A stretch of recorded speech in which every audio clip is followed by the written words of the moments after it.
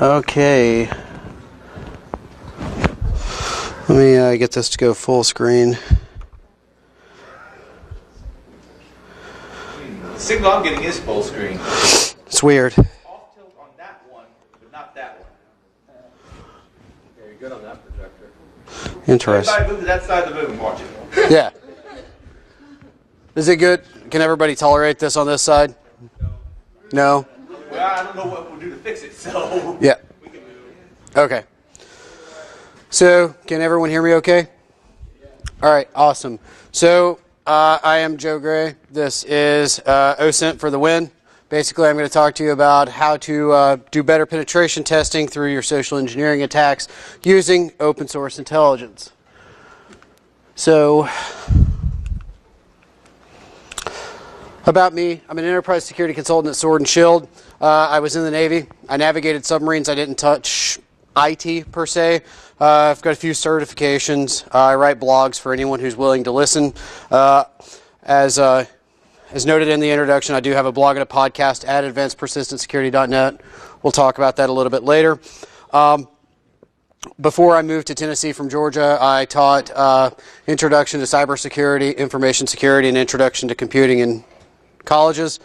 So, with this presentation, I want to talk to you about what is open source intelligence, OSINT, social engineering in terms of what kind of social engineering you can perform, such as pretexting, the various types of ishing, as you can see up there, whaling, baiting, dumpster diving. We're not going to get too much into those. I just want you to be aware of those as possible vectors. We'll do some applied social engineering.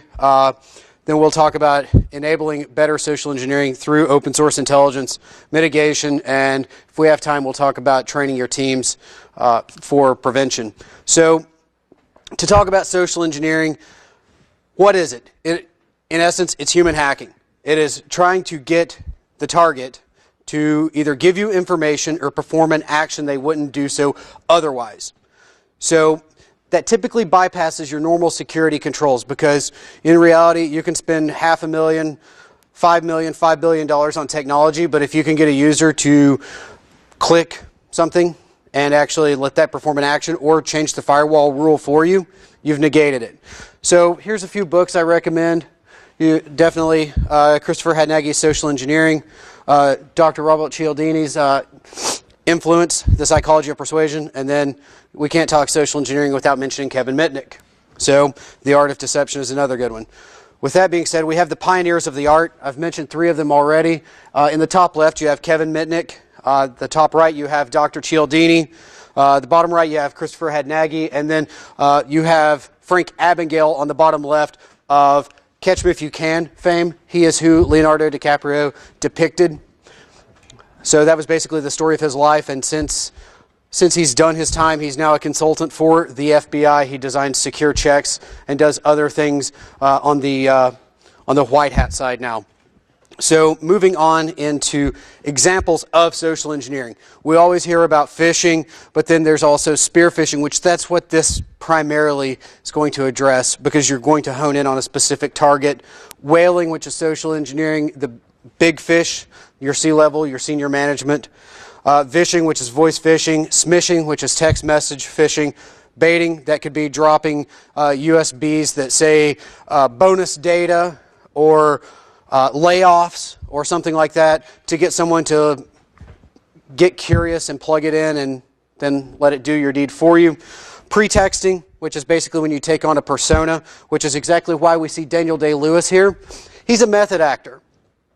With him, when he's portraying a character, he stays in character. I didn't know until I was actually researching for this talk, but when he filmed The Crucible, he did not bathe for 3 months because that was the norm in that time frame. While it's a good movie, I'm glad I didn't have to be around him because if he ever went to DEF CON, he would learn the 3-2-1 rule, right? So with that being said, dumpster diving and tailgating are also options. So with social engineering and how this wraps into applied psychology, we have the 6 principles of persuasion, and this is the main idea of Dr. Cialdini's book, which he has more since then, but this book in particular, it's one of the most heavily cited books in the social engineering, applied psychology fields. So, reciprocity, commitment or consistency, social proof, likability, authority, urgency, scarcity. Think of the last time you bought a used car. The used car salesman might say something like, someone was just here to look at this car. They went to the bank to try to get financing. You must act now. Principle number 6. Or, man, imagine the chicks you would pick up in this car. Social proof. Or the other day I was at lunch and I overheard 2 gentlemen having a business lunch, and one of them said, oh, let me pick up this tab for you. And the gentleman, who I assume was the one that was the prospective buyer, refused. So the sales guy was like, oh, well, come on, I'll get the next one. I would really like you to come to this event. So basically he was trying to perform reciprocity, but he was getting shut down. So ultimately, there's just various ways that you could look at this that would actually appeal to the human psyche, right? So as I stated before, it's all about influencing people. There's a difference between influence and manipulation, and I'll get into that a little bit later. But ultimately, you're trying to get users to give you some sort of data. Ideally, you want sensitive data. You want the keys to the kingdom. You want, if you're pretexting as a user of a bank, you want that person on the other end of the phone to give you that person's bank account number. You want them to reset their username or their password to whatever you tell them to so that you can log in, which that's actually part of performing an action. But you want to find out something that's not online and readily available. Sometimes you don't necessarily get the information you're looking for, but, oh, I'm sorry, you can't provide me that. Can you tell me who would be a better point of contact, a little bit more knowledgeable, that could give me more information? A better target? Hey, that's just as good as the keys to the kingdom. And then, as Jason mentioned earlier, you can find out about the operating environment. What problems are you facing with your Active Directory? Oh, you don't use Active Directory? You use OpenLDAP? Really? Or whatever. What operating systems, what problems are you facing? You can easily go that route. With performing an action, clicking a link, making a change to firewall rules, open an email, whatever. So, talking about open source intelligence, I actually got this definition from the CIA. Coincidentally, this did not come from WikiLeaks. This was done before everything dropped on the WikiLeaks about the CIA. But basically, some places you can get open source intelligence. You've got the internet. That's basically the mother lode. Traditional mass media. Some things might not be on the internet. It might be an old obscure newspaper from years ago. That's definitely an option. Specialized journal, conference proceedings. People always like to talk about what's new and hip at conferences. I mean, we're at a conference. So conference proceedings sometimes have very detailed information. If nothing else, it'll give you some context to be able to strike up a conversation with someone and be able to appeal to those 6 principles later. Photos, of course. Anyone who was at DerbyCon this last year, you might remember Josh Huff's talk where he extracted the metadata out of the reflection from, well, out of the picture with the reflection of the gas pump, and he determined what kind of car it was. That's exactly it. I always laugh because I don't have a good relationship with my dad, but he posted to Facebook a while back using his Android phone a picture off his front porch bragging about he had moved to the mountains and he was off the grid. Where's the logic in that? So, we're not friends on Facebook, but I laughed about it nonetheless. And then, of course, geospatial intelligence, geospatial information. Google Maps is an excellent resource because sometimes you need to know, my target organization, do they have a fence? Where are their dumpsters? Where's the smoking area? Whether you smoke or not, whether you vape or not, that's a great place to collect information. When I was an auditor for the Department of Defense, I smoked very heavily at the time, but even if I didn't, I would probably have still went to the area just to find out, because I found out so many things, so many projects that were underway that IT was not even aware of. Like, other business units were doing things in Google's public cloud and not telling us. So it's definitely useful. OSINT pioneers, there's really only one, and with that, you've got Michael Basil. So he's written some books. He's got his own podcast with Justin Carroll, the Complete Privacy and Security Podcast. Volume 2 of that book is coming out, I believe, this year. Open Source Intelligence Techniques, 5th edition just came out. I've heard that's the final rendition. So, where can you get it, aside from what we've already mentioned?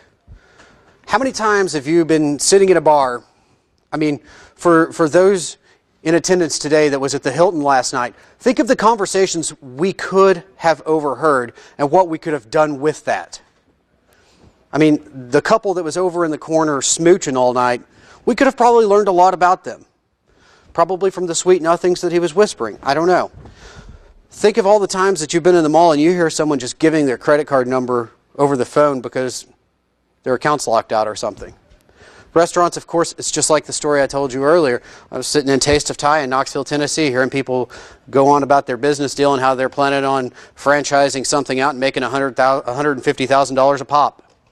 Even if you don't have social media, your family and friends do. And for that, I can collect open source intelligence about you through them. Again, back to Jason's talk this morning, it's all about pivoting to those around you. It's your ecosystem. If you don't have social media or you have it ultra locked down, you still have to worry about your mom posting embarrassing pictures. It's a fact of life. You have to worry about people asking your friends and family questions about you that they could use against you later. And they could be absolutely benign, harmless seeming questions, but nonetheless. I like the back windshield approach. We're going to talk about that on the next slide, but just know that this one right here puzzles me. I really don't understand what's going on with that family down there. It's in Baltimore, so the person that took it, they live in Baltimore, but I don't know. They may have been driving back from Maury Povich or Jerry Springer. I am not sure, but I'm really interested to find out what's going on with that family. With this one, you can tell he's a veteran. With this one, traveling sports team. They all have websites. Those websites, they list the team's schedule. You can take the data, which we'll talk about on the next slide, and determine the probability of people being at home during that traveling team's sports schedule. If you wanted to break in, well, there's your time. What better time than then? Looking at a good example of open source intelligence, the number of times I've almost wrecked after doing this analysis the first time from trying to analyze the car in front of me and then them rapidly slowing down. I think they're on to me. But either way, with this, you can look at the family and you can easily build a profile on it, right? So Dad's, he might be in shape or he might just think he's in shape. Either way, you might find Dad at the gym after work or very early in the morning. Mom's a teacher. So if you're gonna try something with that family, you're not gonna want to do it in the summer. She's probably home. But if you're gonna do it Monday through Friday between the hours of, say, 9 and 2, you have a pretty good chance of success. John plays soccer. John looks big enough to possibly be old enough for a high school sports team. They practice 3 to 5 days a week. Nobody's going to be home after school because Mom's still grading papers. Neil's probably at the skate park, so if you go with a Thrasher shirt and some Vans, you might be able to talk some Tony Hawk with him and get some information out of him as well. The part that confuses me the most would be Jessica. I'm not sure if Jessica is old enough to babysit herself. I don't know about her extracurricular activities. We don't know a lot about her because of that. And then with Beaker and Ruby, we don't know what breeds they are. Ruby's a hound, well, looks to be a hound. So Ruby might be really loud if you're trying to do something around the house. Beaker, who knows? I mean, Beaker could be a Great Dane or a Chihuahua. We don't know. So when you're dealing with attacks, dealing with the human element, it's all about timing. You can't talk timing without having some Flava Flav. Mr. Cogsworth and, of course, Father Time, because it's applicable to both. In the Navy, we use the term slow is fast. And that didn't mean that you needed to be ridiculously slow to do anything, because when there's a fire, you need to move quickly to perform the actions that you're responsible for performing to ensure that everyone is able to live to make it back to the next port.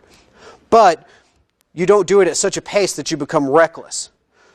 So when you're doing this, you might have to do several rounds. If you're doing it fast, you might miss a lot of things that you might find if you're going a little bit slower and more methodical. It's all about the persistence and the details, because that's where the vitality lies. You might need to do several rounds of the same analysis on the same target, because you might get something to refine that information each round. You might get a kid's name, a phone number, an employer, a place of business, something to work off of further. And then, the faster you go, you're going to be sloppier. So, to talk about how they mesh, they're similar in terms of human psychology, and you use your open source intelligence to build the dossier. That's going to provide better context for you talking to them. If you're going to go to the bar you know they hang out at, if you have some sort of context to talk to them about, that's going to be to your advantage. You can do better spear phishing, and then even better password guessing. There's a tool out on GitHub called Passwordology. It's spelled P-W-D-L-O-G-Y. It actually takes information that you input about your target and creates an intelligent password list about them. So take that for what it is. So at this point, we're going to talk a little bit about Facebook and Facebook Live, because we cannot talk social media without talking Facebook. We can't talk open source intelligence without talking social media. So we'll just look here really quick. This is a Facebook Live map. It's at facebook.com/live. States aren't showing up for, oh, here we go. Oh, here's something in Indianapolis. Let's zoom in and see what's going on here. We might be able to get some data from it. There's a few things going on. So, waiting for it to load here. In the meantime, I'll go ahead and prep the next steps. And the next steps.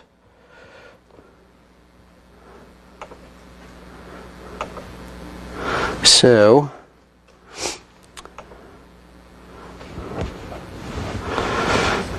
for whatever reason, this could be the two videos, unsure. And keep in mind, I am connected to the internet through my phone, so it might be a little slow. So for that, I apologize. So with this, okay, here we go. Okay, so they're living, right? Nothing big, no harm or foul. I mean, people are live. More people are alive. So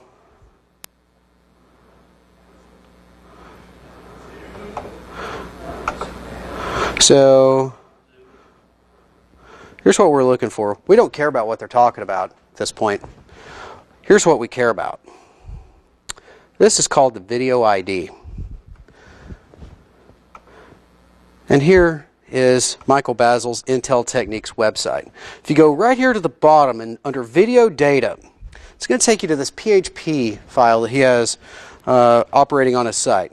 And here we see all of the data about people on Facebook Live publicly. Well, not everyone, but people within reason. It's like the most viewed ones. So this may not work. It did. Look right here what we have. There's a latitude and a longitude. I don't mind if I do. So from there, we go here.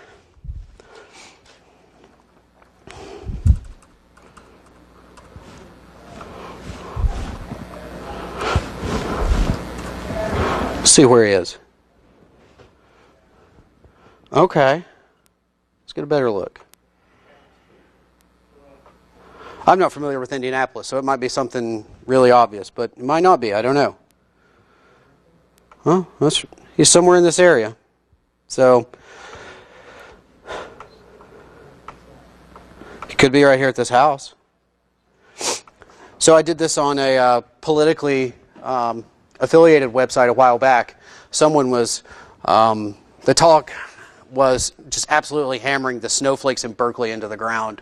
It was a conservative-leaning website. So I did the same analysis on them, and I found that the lady was broadcasting from her home in Greenville, South Carolina. She lived in a cul-de-sac, had a white Yukon and a black Mercedes SUV. So, yeah. And there was no denying that it was her house because she was the only house in the cul-de-sac. So, be careful what you do publicly. I've not tested this to determine if you're using a proxy or a VPN, if that negates anything, but it's definitely, certainly an option. And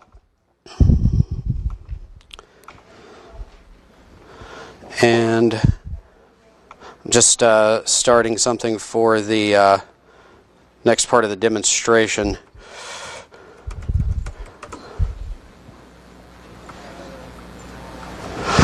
So moving on back to the talk itself. So most of this starts with a single piece of information. You know your target. You know the business or the organization's name. You might know the person's name. When I have numbers that call me that I don't recognize, I try to run the intelligence on them. Most of the time they're spoofed, so it doesn't do any good. You might have an email address. You might have a physical address, a username, or some sort of metadata from like a photo. I always like to talk about the surveys. Think of when you're walking around through the mall or through a store and, hey, do you have 5 minutes to do a survey? We're going to randomly select someone for a $500 Amazon gift card, right? Think of the information they are asking for. They're asking for things that you can use to reset passwords, that could use to be to further advance other attacks. You don't know what they're going to do in terms of destroying the survey you write the data on.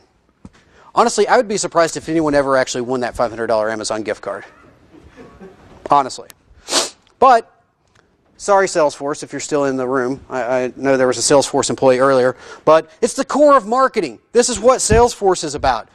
Facebook, you are the product. The same goes with Google. I mean, they're both excellent products, but they're not products.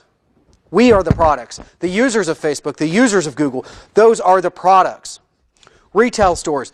Think back to the story about Target. There was a young lady that had a rewards card through Target. She started receiving coupons for baby formula and diapers. Mind you, she was 16 years old. Dad sees the coupons and starts poking around, prodding, asking questions. Oh, no, Dad, I'm not pregnant. I'm not pregnant. Took a pregnancy test. Yes, she was. Target realized before she knew or her dad knew because her shopping habits had changed. And while that's not true open source intelligence, it's closed for the most part, it's still intelligence. It's an example of how it can be applied. So you've got to pull that yarn a little bit more. To quote Weezer, just pull the string as I walk away. And with that, things can be linked to you. Password dumps. Have I been pwned is a great place. Before it went away, leaked source. For $4, you had 24 hours of access to leaked passwords, like actual passwords in some cases. Sometimes it was only the hash. Nonetheless, it's not hard to crack a hash if you have a little context around it. Email accounts, again, public records, court records, the news. Because I've appeared on the local news in Tennessee, I could never hide from the internet again. Because I'm speaking here today, I can never hide from the internet again. It's okay. Blogs, well, can't hide there either. Websites, same thing. Employer posts and data. Press releases. For publicly traded companies, SEC filings, Form 10-K, it's a beautiful thing. And then, of course, friends on social media.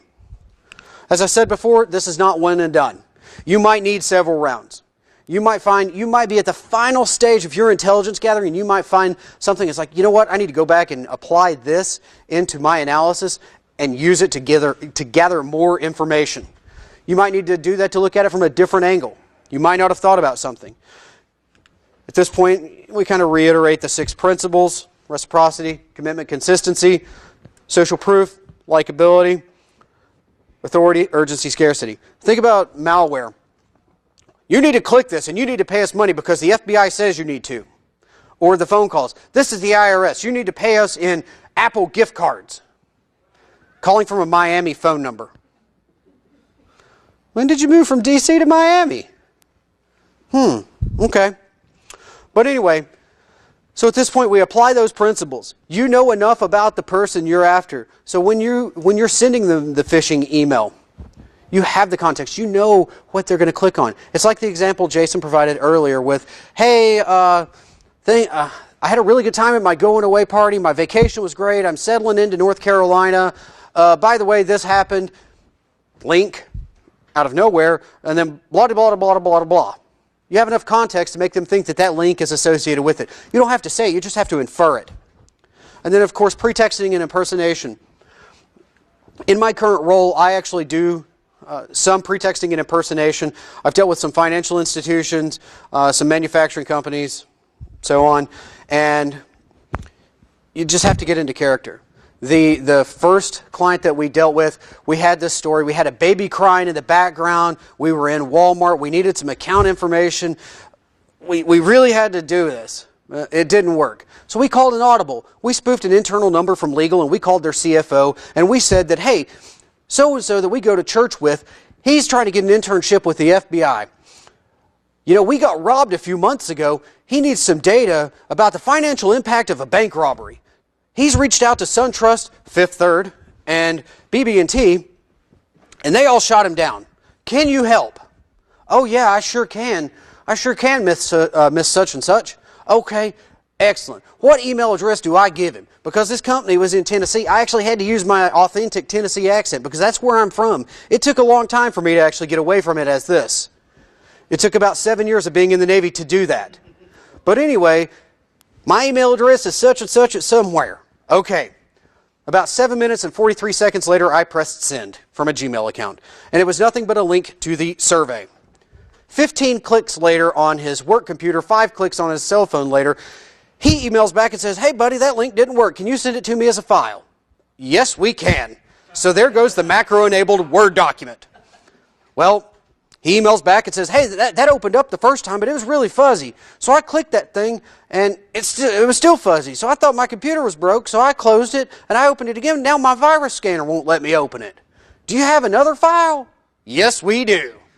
So next time, here comes an executable disguised as an Excel spreadsheet. I think you know where that story's going and what happened. Yeah. But then later on, like a manufacturing company, I called them as HR. And we had sent them emails from intimilrevenueservice.com. I had a bogus site for their HR company. So it worked perfectly. But, you know, we didn't get a lot of people to take the bait on that one. By a show of hands, who here has heard of this sinister website? It's quite possibly the most brutal attack tool known to man. It's called Family Tree Now. Okay, so at this point, I'm going to show you a little bit of fun I've had with, not with them, but at their expense. So, by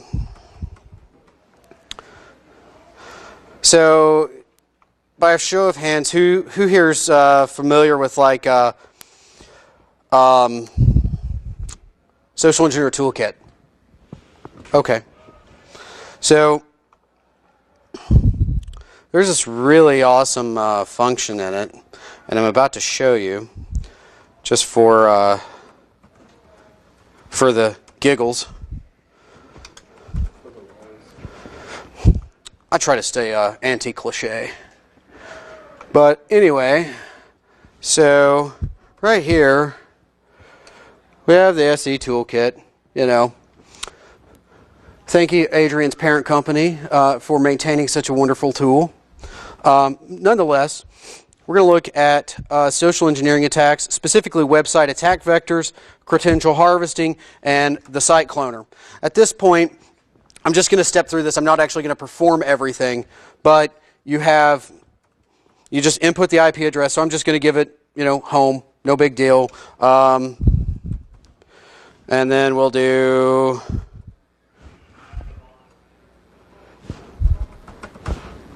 So we do that, it's doing all that. Okay, good. Well, yeah, I don't have Apache running on this one, so you're not going to see anything here. So we'll just close that there. I'll go ahead and exit all that good stuff. But we do have the file hanging out here. Actually not there. So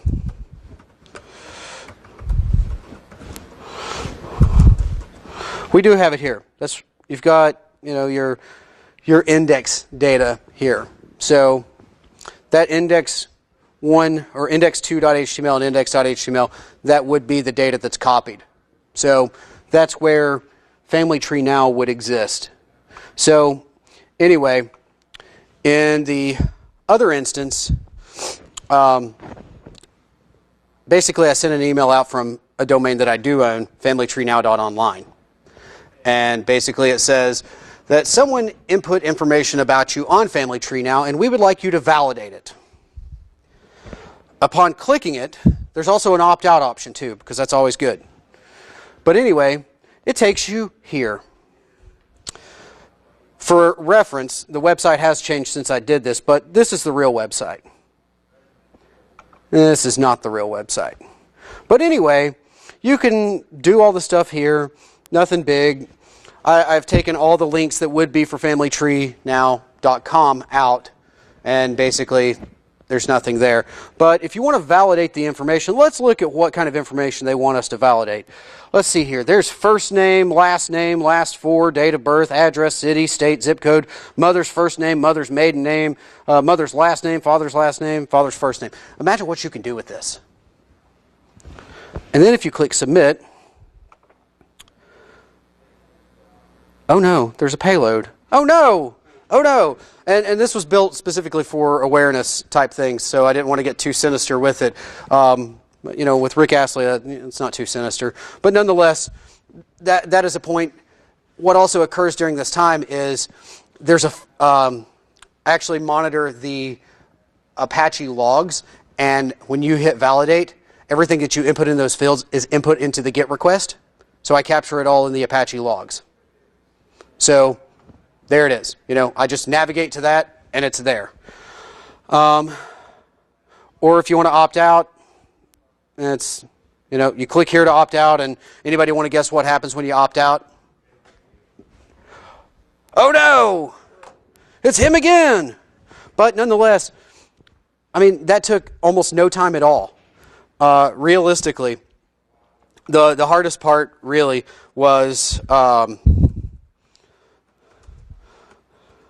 just stopping the Apache instance so it don't get detected. But anyway, it didn't take long. I just had to go through and do like some edit alls, nothing hardcore, to be able to put that together. And I've not got to use it in an engagement yet, but I have a feeling that whenever it goes, it's going to be pretty successful. But nonetheless, now that we're past the technical piece of it, we'll hit a little bit of mitigations and then start to finish up. So, can you effectively mitigate social engineering? That's a double-edged sword, and it's a philosophical debate. Honestly, some people are going to say yes, some people are going to say no, some people are going to say maybe. I come from the school of, for the most part, maybe. Because you can have technical mitigations like Proofpoint. That's going to tell you this email is coming from an external source. Even though it says it's internal, it's coming from an external source. That still relies on your users to actually not click it. If you make it juicy enough, I mean, in January, if you offer them a W-2, or if in November you offer them a free turkey, they're going to click it, straight up. Malware protection, if that's what they're going for, IDS signatures to some degree, user behavior analytics can actually kind of do that, but in all caps, having open source intelligence and social engineering campaigns against your employees, that is the most ideal mitigation. And I'm not a sales guy for Sword and Shield. You don't have to do it through Sword and Shield. You could do it through TrustedSec, Black Hills, anybody. It doesn't matter who. But it's usually better to have someone from the outside do it, especially the open source intelligence portion of it, because as a security professional within an organization, you do not want to betray your employees' trust. Let someone else be the bad guy. I mean, I just want to see things get better. If Sword and Shield makes money off of it, great. If somebody else does, awesome. No big deal. But then you have your administrative mitigations as well. Having policies in place, like your acceptable use policy, awareness, dealing with personal devices. That's definitely one as well. Standards of conduct. And again, awareness. Most importantly, train your people. Training is a low-cost solution that really it's not going to be 100% effective, but it's going to bring up the rear a little bit.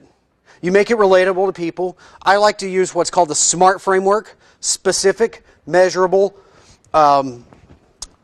attainable, realistic, and timely.